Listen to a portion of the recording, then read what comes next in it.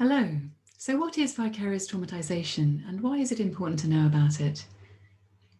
Vicarious traumatisation, or VT, is something which can impact anyone who supports other people who are suffering emotional or physical pain.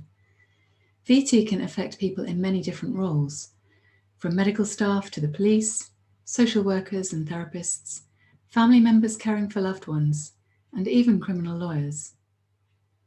The route to developing VT is the empathic connection helpers can often experience when exposed to other people's pain.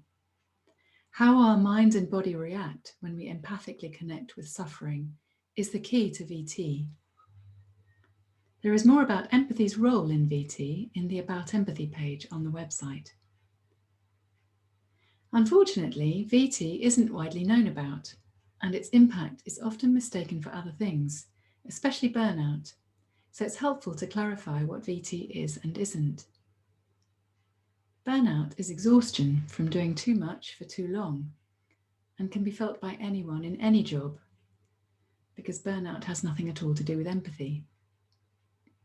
But many workers in helping roles often feel a lot of pressure and have very big caseloads, so VT and burnout can and often do come together.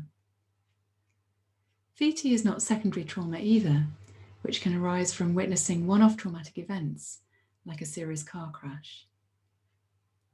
And compassion fatigue is a term that some people use to mean VT, but we believe that vicarious traumatisation is more accurate because symptoms which link VT to post-traumatic stress disorder can overlap.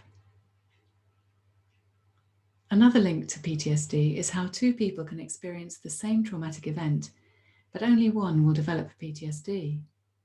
Likewise, not every helper will develop VT.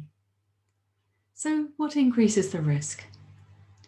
Studies show that this comes from things like overwhelming caseloads and insufficient breaks, having nowhere to talk about feelings connected with work, overly identifying with people's suffering, or feeling overly responsible for what happens to them. And above all, having too little time for self-care. Because typically VT develops over time, it's crucial to know what changes to look out for. These are changes which come from an instinctive, self-protective shutting down. Key signs are starting to feel no good, or that there's no point to what you do anymore. And like PTSD, a person may become snappier or overly anxious about loved ones, or have intrusive thoughts or dreams. VT creates a gradual shift to feeling hopeless and becoming slowly isolated both in and out of work.